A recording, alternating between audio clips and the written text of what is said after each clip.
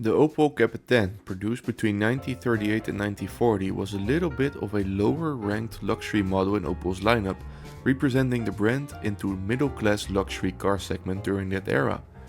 It was the successor of the Opel Super Six, a car made by Opel which basically used the same engine between 1937 and 1938.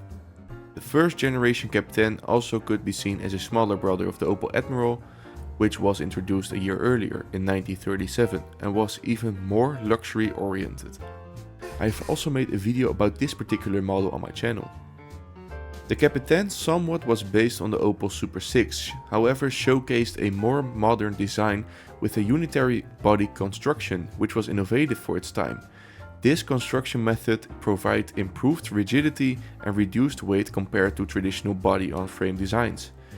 It also featured unique body styles and various options, as it was available as a 4-door limousine, a quite rare 2-door limousine and an extremely rare 2-door cabriolet, made by multiple external independent coach builders and also were produced in much smaller, more exclusive numbers than the normal limousine.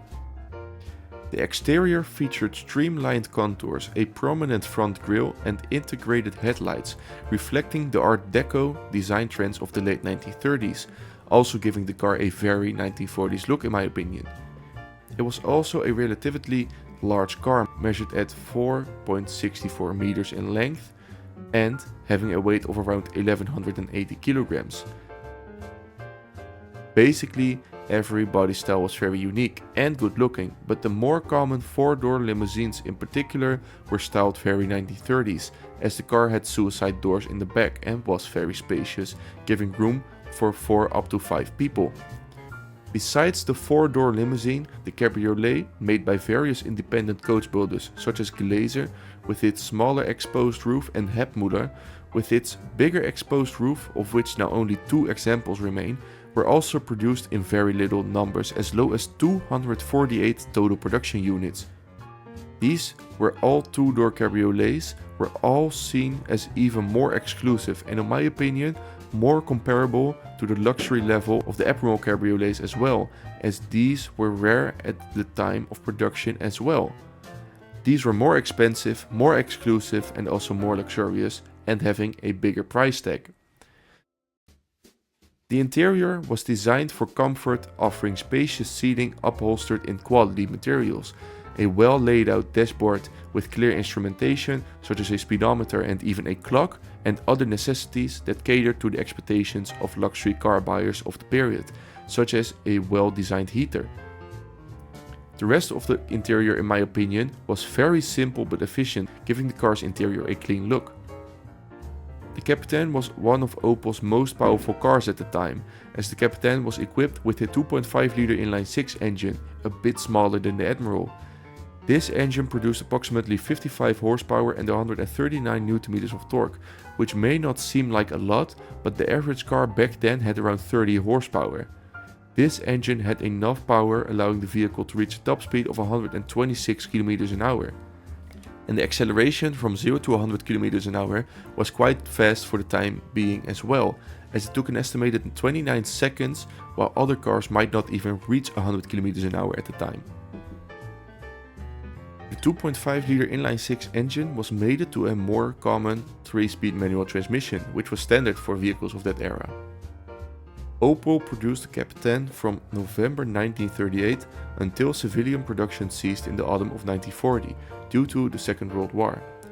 During this period, a total of 25,371 units were manufactured, with another 3 units being produced during the Second World War in 1943. The Kapitän was produced 664 times in its first year in 1938, which is quite a lot considering it went into production in November of that year.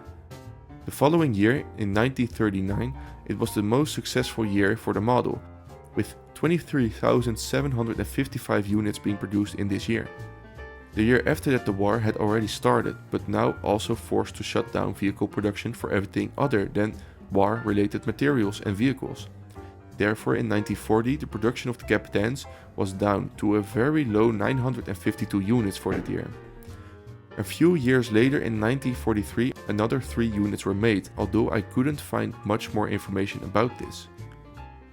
The majority of the produced Kapitäns were 4-door limousines, which were popular among consumers. Additionally, 248 two-seater cabriolets were built by independent coach builders Gläser and Hebmüller. These cabriolet versions were particularly notable for their elegance and are considered rare collector's items today. The purchase price for the 2-door sedan was 3,575 Reichsmark. The 4-door sedan cost 3,975 and the 4 to 5-seater 4-window convertible cost 4,325 Reichsmark. In the late 1930s, the Opel Kapitän faced competition from several contemporaries in the luxury market. Notable competitors included the Adler Diplomat with its 2.9-liter inline-6 producing 65 horsepower and also being a little bigger, known for its advanced engineering and performance. These models, along with other manufacturers like Adler and Horch, vied for the attention of affluent buyers seeking performance, prestige and the latest automotive technology. To compete with this competition, before the Opel Kapitän even was introduced, Opel introduced the Opel Admiral, Opel's real top-of-the-line luxury car, which was powered by an even bigger 3.6-liter inline-6, producing more power than the Opel Kapitän, rated at 75 horsepower instead of 55.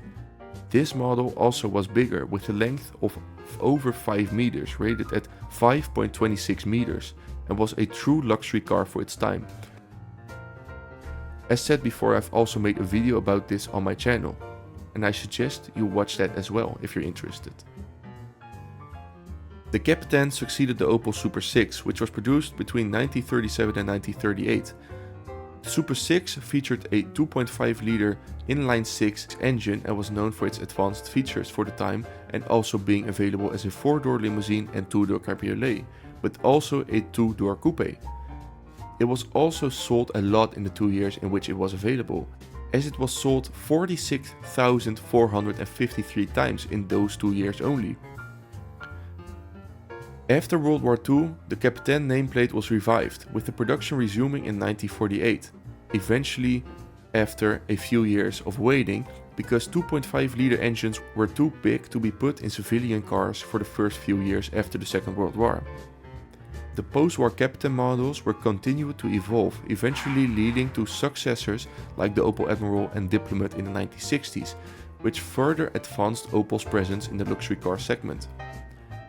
Although the original Kapitän went out of production because of the war, its engine was used in the lighter version of an Opel truck, called the Opel Blitz. This 2.5-liter would power many trucks during the Second World War, with the Kapitän's bigger brother, the Opel Admiral, powering heavier Opel trucks with its 3.6-liter inline-6, such as the Opel 3.5 tons.